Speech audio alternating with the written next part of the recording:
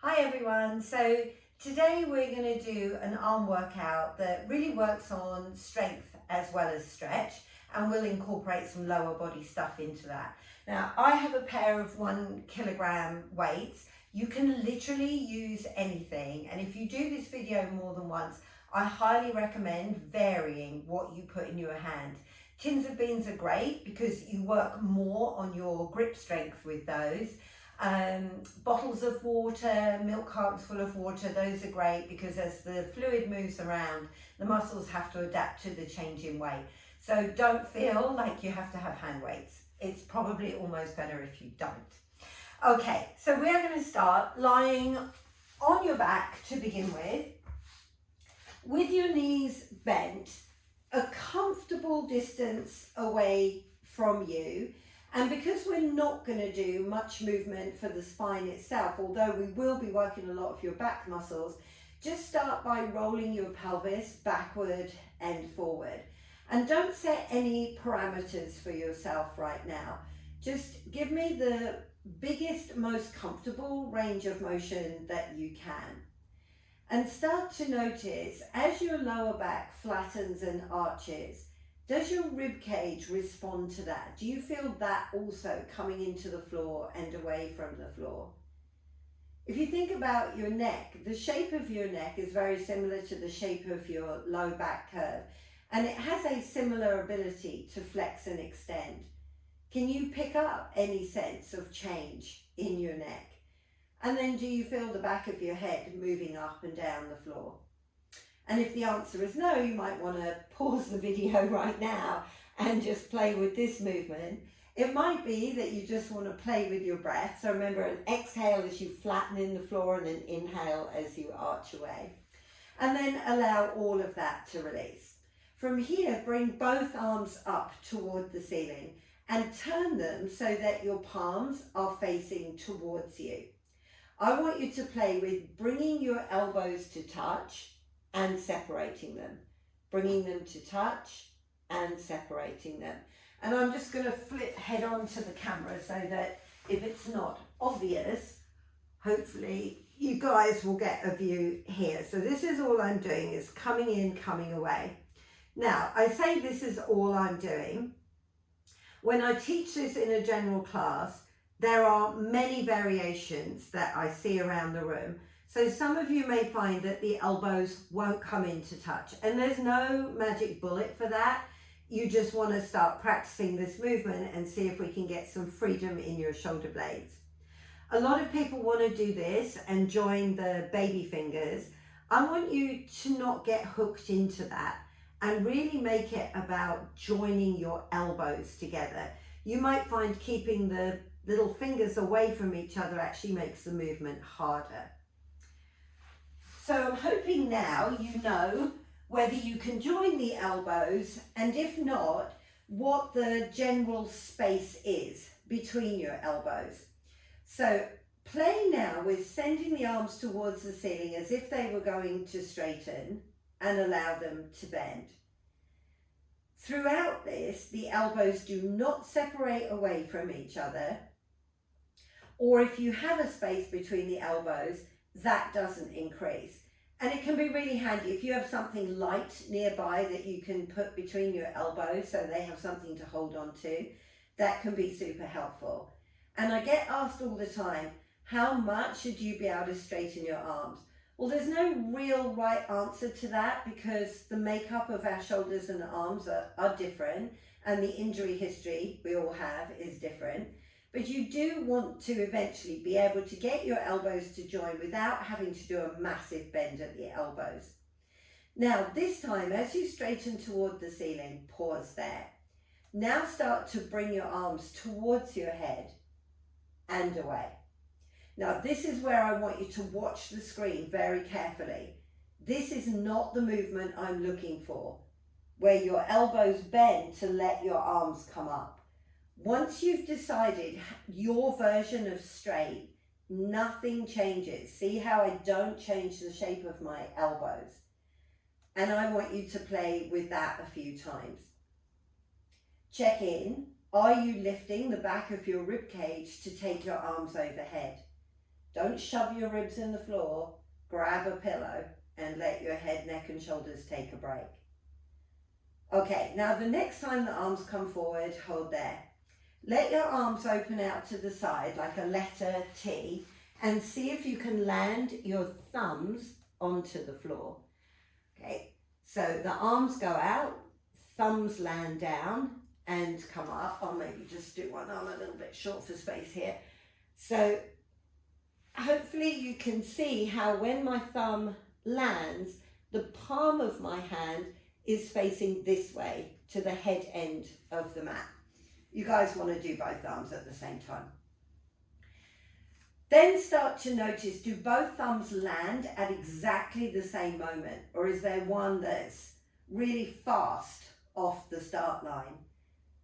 And then let your brain see if it can figure out the conundrum of trying to get the arms to land simultaneously.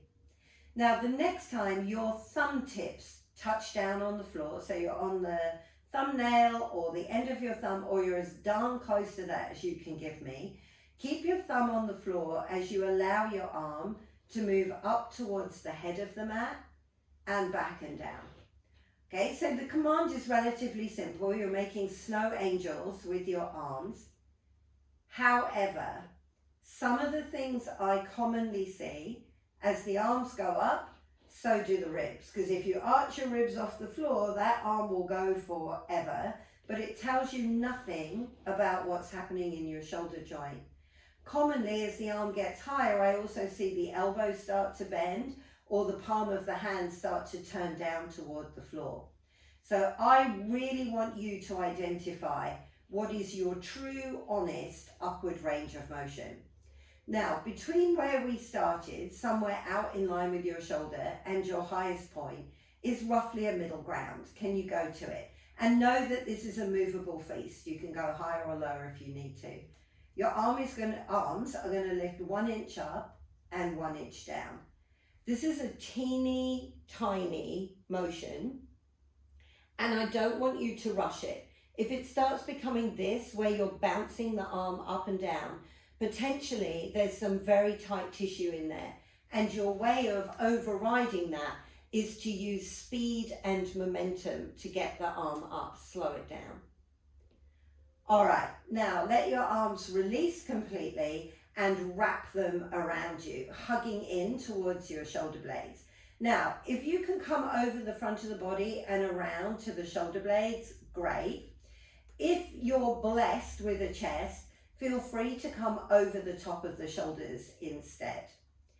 And then notice how you've chosen a particular arm to put on top. Can you now change them over? And then let that release.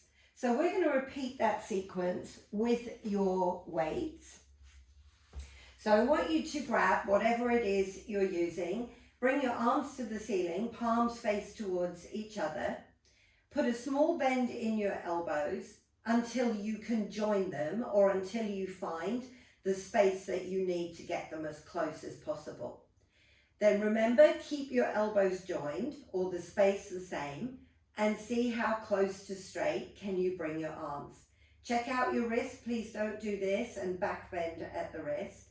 Now lift that arm arrangement towards your head, towards your chest, towards your head, towards your chest.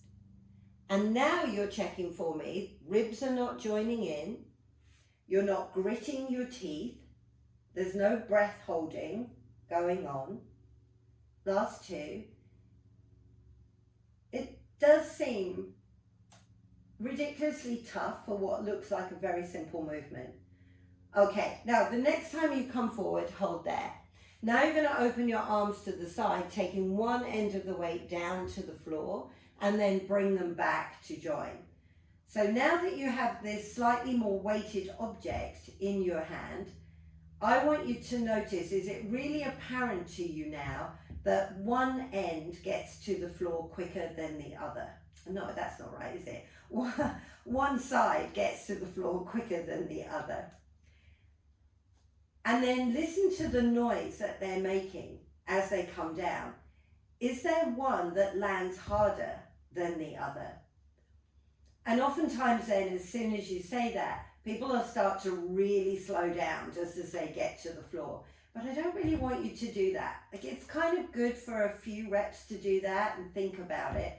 But then you want to be able to go at a pace, because generally in life, when things suddenly happen right in front of you and your body is called upon really fast, you don't have time to slow down, think about what's going where. Last one. Okay, now keep your weights on the floor and turn them so to the best of your ability, one end is on the floor and one end is to the ceiling. I'm going to scoot over a bit more so it's a bit more obvious. So I again have the palm of my hand facing this way towards the head end of the mat. Move up to where that halfway house is for you. And once you're there, soften your elbow joint as you lift your weight, lower your weight. Teeny tiny. Watch out for locking in that elbow joint. Keep the smallest of bends. If you're very mobile in the elbow joint, it might feel like a big bend, but when you actually look at the elbow, it's not really visually that enormous. All right, one more time and let it release. Okay, go back and just give yourself a good hug in again. And then when you're ready, switch the arms and hug over. Now bring your knees into your chest, cup your hands on your kneecaps, and just circle the legs around for me. Keep your hands cupped over your knees if that's possible, because it's a good way to just get also a little bit of circling going around in your shoulder joint. Alrighty, now hold on to the back of your thighs and rock yourself up to sitting. So set your heels a comfortable distance away from your butt. We've covered this in some of the other videos. Make sure you try and pull back on the ankle as much as possible. Get your toes towards the ceiling and watch for the baby toe side of your foot wanting to twist away. See if you can really keep your feet so they would be flat to the wall or the floor, whatever makes sense to you. Then grab your weights and bring them out front. Now, I don't want you to roll all the way down. We're going to take 3 practice runs. Can you roll back to about halfway down the back of the pelvis and roll back up? Remember, push the heels down and forward as you travel back and pull them towards you as you come home.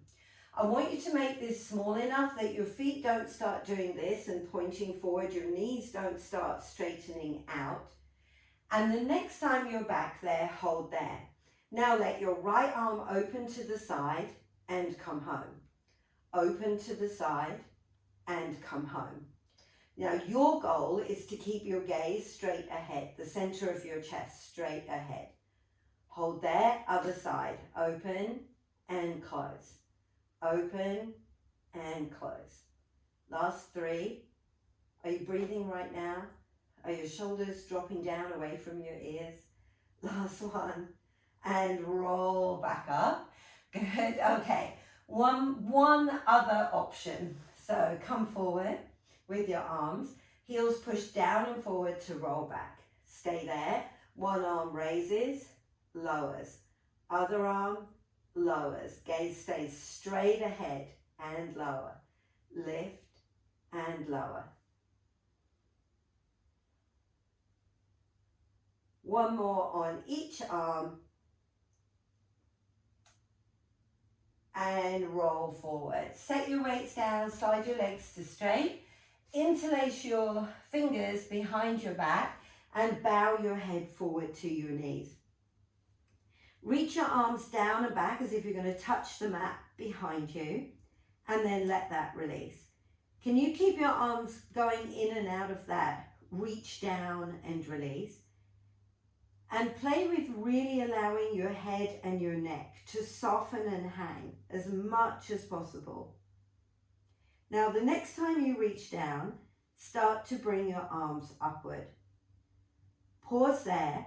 Now, if like me, you know that you tend to go a little bit wild in your elbows and overlock them, put a small bend in your elbow and then play with your lift and lower.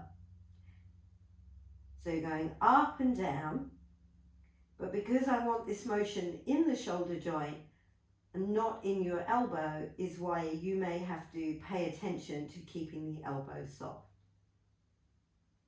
And then let that release completely and roll yourself up. Okay, now from here, you're going to flip over onto your stomach and rest one hand under your forehead and bring the other arm out to the side. Okay, now I know this normally wreaks havoc with my mic, so I'm going to set you up and talk you through it, but I won't put my head on the floor. I'll keep mine up, but you definitely should put your head down. So your arm goes out to the side, and your weight is handy, but I wouldn't use it right off the bat.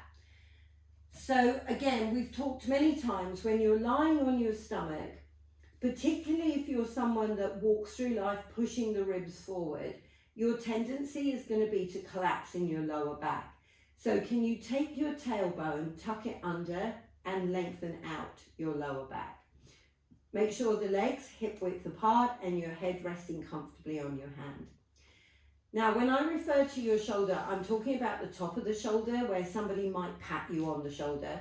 Can you drop that down and then see whether you need to adjust your arm into this new version of shoulder height? I want you to reach your arm away from you and let it come back to you, as if there's a really precious possession that you're trying to get to. Now, the reach can come from many places, and oftentimes the fingers will be lengthening, trying to reach. Very often, the elbow joint will be taking the bulk of the reach. Can you switch your focus away from there and think of that upper arm bone trying to reach out of your shoulder joint?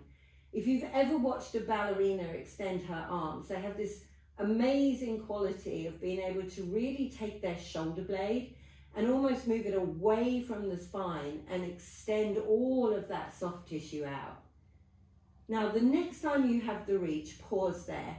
Lift and lower your arm 1 inch or less, teeny tiny. And notice, what do you do to lift your arm? Do you roll into one side? Do you collapse into your lower back? Do you start hunching your shoulder, gritting your teeth, creating neck tension, holding your breath, to name but a few? And once you see it, can you stop doing that to lift the arm? Particularly if you're leaning into one side. Now, if the answer is no, you can't stop doing it, then I don't want you to lift the arm. I want you to bring the arm almost to the moment of lift and let it release. Okay, so here's the thing. If you can't lift that arm without major compensation, do not add a weight into your hand. Continue to bring the arm almost to the moment of lift via the muscles and let it go. If you're good to go, put the weight into your arm. And now from here, let your arm lift and lower. Reminder, you might be somebody that really needs to soften that elbow to make sure that you're using the muscles of your arm and not the joint of your elbow. And now check, with the additional weight, are you able to maintain the control of keeping the pelvis tucked? Are you able to maintain the control of not twisting into one side? And then let it release. Okay, change the hands over underneath your head. And then extend the other arm out to the side. So 2 or 3 times, play with your arm reaching away from you and coming back. Reaching away, coming back. And now you have a side to compare and contrast it to. How is the tissue on this side? Do you feel that you really can extend your arm from your shoulder blade, from the muscles on the front of your chest wall? Or is this the one where the shoulder is bound quite tight and all your reach is coming from your elbows and fingers? Okay, what else are you using to try and reach the arm? Now give it a tiny lift and lower. And how is it this side for you? Very controlled? Do you feel like it's really the muscles of your arm and upper back lifting? Or do you feel there's some compensations here of you twisting into one side, using some neck or jaw or breath holding technique? So if you feel that all is going well, load that hand up with a weight. If it's not, you know now what the other option is. And then go ahead as you lift and lower. Now, if you're picking up a weight, I need you to be really mindful that you keep your wrist completely straight. The knuckles are reaching away from you, and you're trying not to keep that arm yanking back into the shoulder joint. Last one. And let it release. Okay, from here, push up onto all fours. And then just let yourself go backward and forward a few times. Just get a little bit of blood flow going into your shoulders.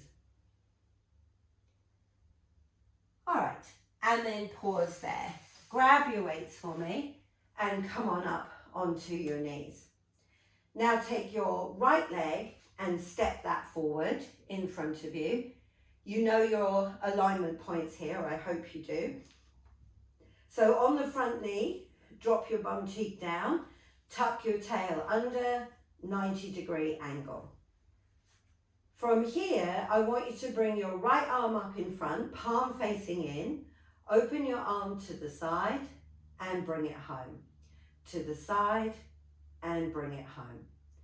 Now start to play with going a little further back, but can you keep your eyes and your chest focused forward? So when you decide how far back that arm can go, hold there. Now turn in the direction of the arm. Let it lower and lift. Lower and lift. Now where's that front knee? Is it pointing straight ahead or has it fallen in? Bring your arm up, leave your arm here and turn your torso back to face forward. Keep the arm reaching out, one last stretch, and let it release.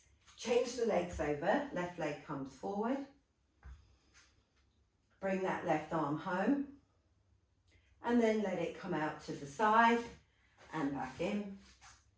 So initially just in line with the shoulder and home. So you start to really set everything in place. Watch for the ribs going forward as the arm opens. And now go deeper. Take the arm back, bring it forward. Take your arm back, bring it forward. Now hold the arm to the back, turn, let your arm lower and lift. Lower and lift. And on this last one, hold the arm up and now turn your body center.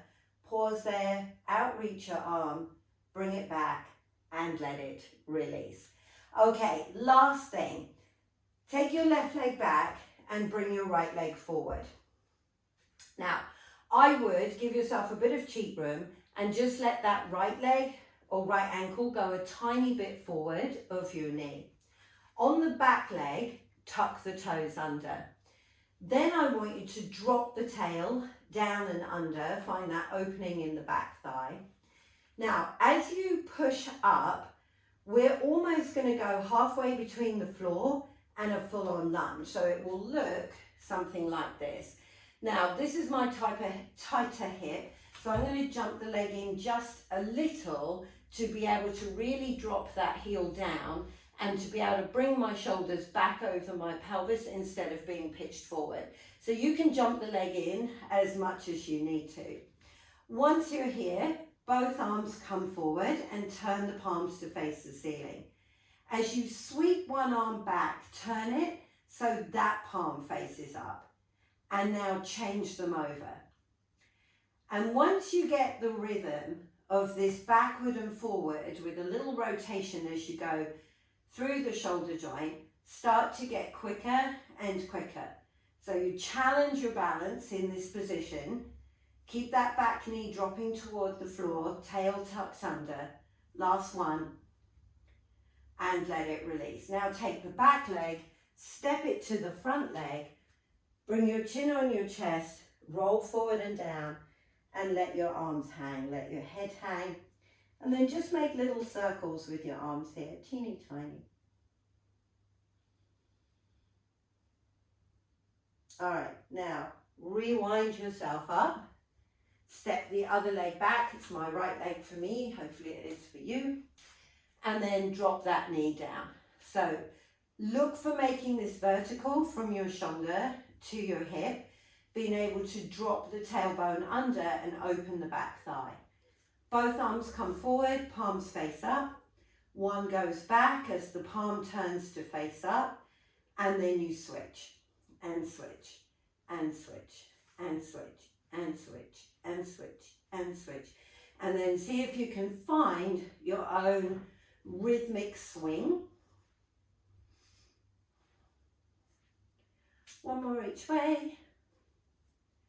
And let them hang, and then take the back leg, step it to the front leg, bring your chin on your chest, roll forward. Hang out like a little rag doll, arms really heavy, and then just make some small circles. Think of your weights being 20 times heavier than they actually are. Bend your knees, let your weights drop down on the floor, and slowly rewind yourself back and up.